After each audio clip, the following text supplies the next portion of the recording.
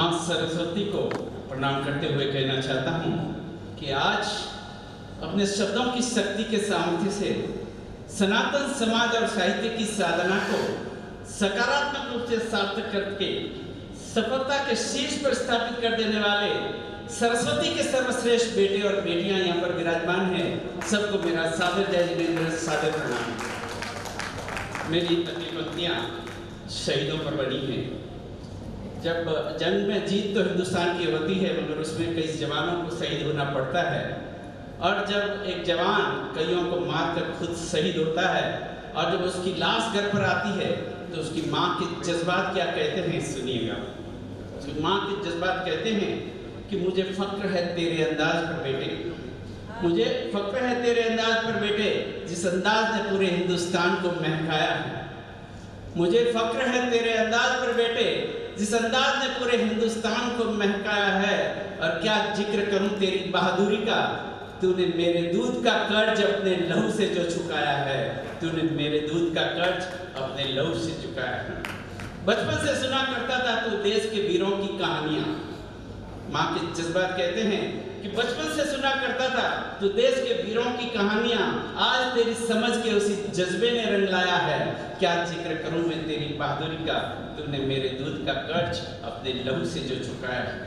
और अंत में कहते हैं कि माँ के जज्बात कि तूने अपनी ताकत को देश के दुश्मनों पर आजमाया है, तूने अपनी ताकत को देश के दुश्मनों पर आजमाया है और आज तूने मेरी परवरिश को हिंदुस्तान के इतिहास में सजाया है।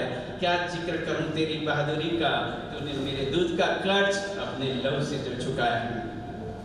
और दोस्तों, हमारे जैन समाज में तपस्या की बहुत ही महिमा है और आज यहाँ भी कई तपस्वी विराजमान हैं।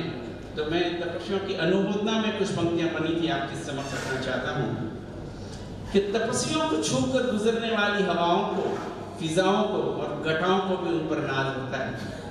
तपस्वियों को छूकर गुजरने वाली हवाओं को, फिजाओं को और घटाओं को भी उन पर नाज होता है। और तपस्वियों का ऐसा नजारा देख करके तो देवताओं के दिलों को भी सुकून का एहसास होता है, क्योंकि तप ही आत्मा का असली चंदन है और तप करने वालों को देवताओं का भी वंदन है। तप ही आत्मा का असली चंदन है और तप करने वालों को तो देवताओं का भी वंदन है। और ऐसे दृढ़ संकल्प और दृढ़ मनोबल के धनी तमाम तपस्वियों को हमारा नमन, वंदन और अभिनंदन है। नमन, वंदन और अभिनंदन है।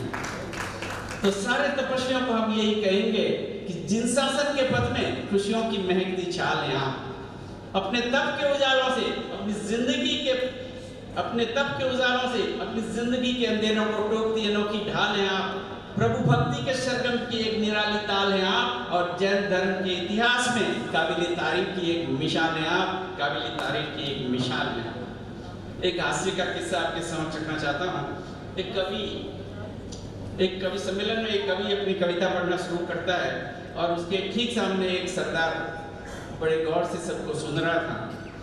तो वो कवि अपनी कविता कुछ इस प्रकार शुरू करता है कि अगर ये धरती कागज होती और ये समंदर स्याही, अगर ये धरती कागज होती और ये समंदर स्याही और आकाश होता अगर कल्पना जैसे, तभी सरदार जी उठे और बोले, फिर तो कलम कुतुब मीनार होती बेटे, उठाते कैसे।